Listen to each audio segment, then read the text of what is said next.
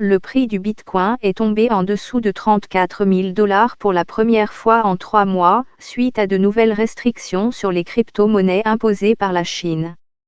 Pékin a interdit mardi aux institutions financières et aux sociétés de paiement de fournir des services liés aux transactions de crypto-monnaies. Il a également mis en garde les investisseurs contre le commerce cryptographique spéculatif. Cela fait suite à une baisse du Bitcoin de plus de 10% la semaine dernière après que le constructeur automobile Tesla a déclaré qu'il n'accepterait plus la monnaie. Les actions de Tesla ont chuté de plus de 3% à Wall Street même si la société, détenue par Elon Musk, détient toujours environ 1,5 milliard de dollars de crypto-monnaies. Lorsque son PDG a annoncé dans un tweet en février qu'il avait acheté pour 1,5 milliard de dollars de Bitcoin et prévoyait de l'accepter comme mode de paiement, le prix de la crypto-monnaie a explosé. Et quand Musk a indiqué dans un autre tweet mercredi qu'il n'accepterait pas les bitcoins des personnes voulant acheter ses voitures, son prix a chuté à 15%. Si un seul tweet peut faire monter ou baisser son prix soudainement, il s'agit sûrement d'un actif volatile que ses détracteurs assimilent à une combine à la Ponzi, autrement dit, une bulle sur le point d'éclater. Mais le Bitcoin a historiquement évolué, selon ses partisans, que par cycle de 4 ans. Le dernier de ces cycles a culminé en décembre 2017, lorsqu'il a atteint 19 600 $. Un an plus tard, il a atteint un plancher de 3 000 $. L'année 2021 est la 4e du prochain cycle et cela explique, selon ses adeptes, la hausse spectaculaire qui, non sans de fortes surprises, en a fait l'investissement le plus rentable. Il a atteint 64 800 $ en avril. Et bien que le tweet de Musk lui ait donné une forte poussée vers le bas, ses défenseurs parient que cette année, il ira au-dessus de 100 000 $, les plus optimistes parlent de 250 000 $ ou plus. De plus, rares sont ceux qui disent que cette année, contrairement aux précédentes, sera un super cycle qui n'apportera pas un effondrement aussi grand que les précédents. La différence, l'investissement institutionnel. Mastercard, Bank of New York Mellon et d'autres sociétés ont décidé de faciliter les transactions de crypto-monnaies de leurs clients. De plus, de grands fonds ont investi dans les monnaies numériques.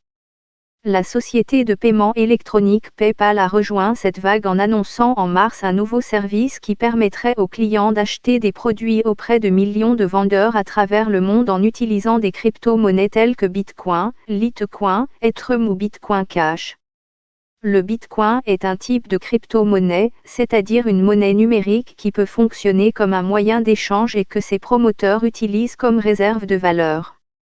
Il n'existe pas physiquement et n'est contrôlé par aucun pays.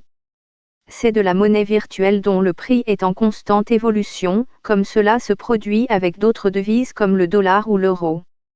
La grande différence est que le prix des crypto-monnaies est beaucoup plus volatile et, comme il n'y a pas d'organisme qui les contrôle, il monte et descend en fonction de l'évolution du marché. Le Bitcoin peut être utilisé pour acheter des produits ou comme instrument d'investissement, bien qu'il ne soit pas disponible dans tous les pays. Comme toutes les crypto-monnaies, le Bitcoin est utilisé pour effectuer des paiements rapides et éviter les frais de transaction. Chaque Bitcoin contient un code qui est stocké dans un portefeuille numérique sur un téléphone portable ou sur un ordinateur, avec des clés privées. Les gens peuvent envoyer ou recevoir des bitcoins, ou des parties d'un bitcoin, d'autres individus ou entreprises.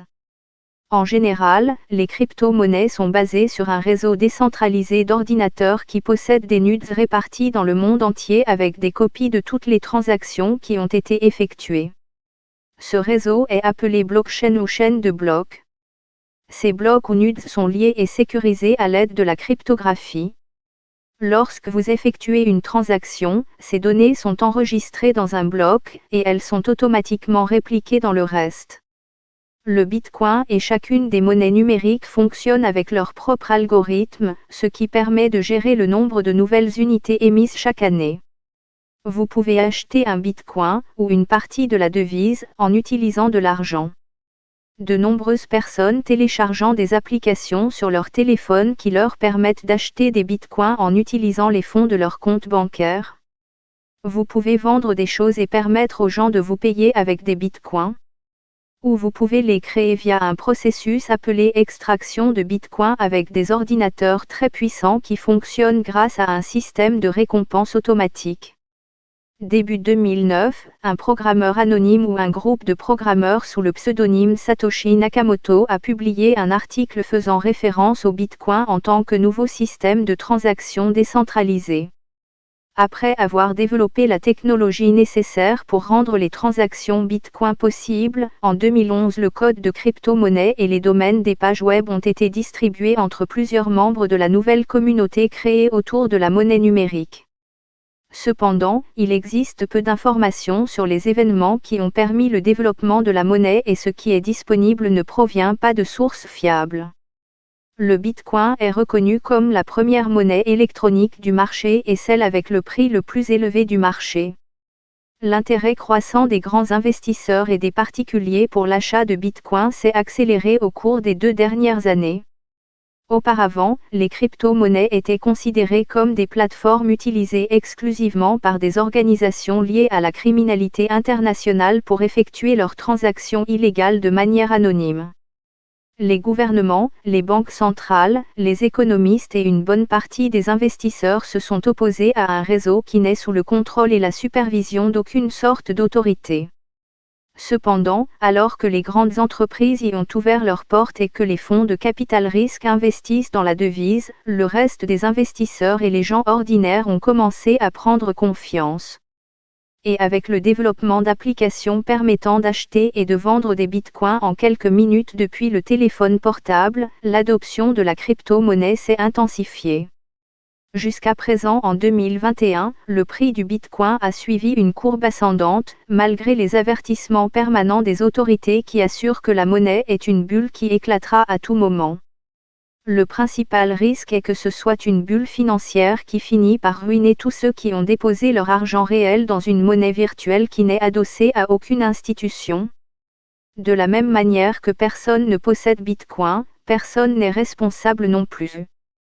C'est pourquoi les présidents des banques centrales des grandes puissances disent constamment aux gens de ne pas investir leurs fonds dans des crypto-monnaies car ils finiront par perdre tout leur argent. Ces détracteurs disent qu'il n'a pas de valeur intrinsèque, mais ceux qui le défendent disent que sa valeur est déterminée par un consensus social, comme c'est le cas pour les factures papier. L'un de ses plus fervents critiques est le célèbre économiste Nouriel Roubini, qui qualifie le Bitcoin de shitcoin. Il existe également des rapports d'escrocs qui préfèrent effectuer leurs opérations en utilisant des bitcoins ou d'autres crypto-monnaies car les paiements sont irréversibles.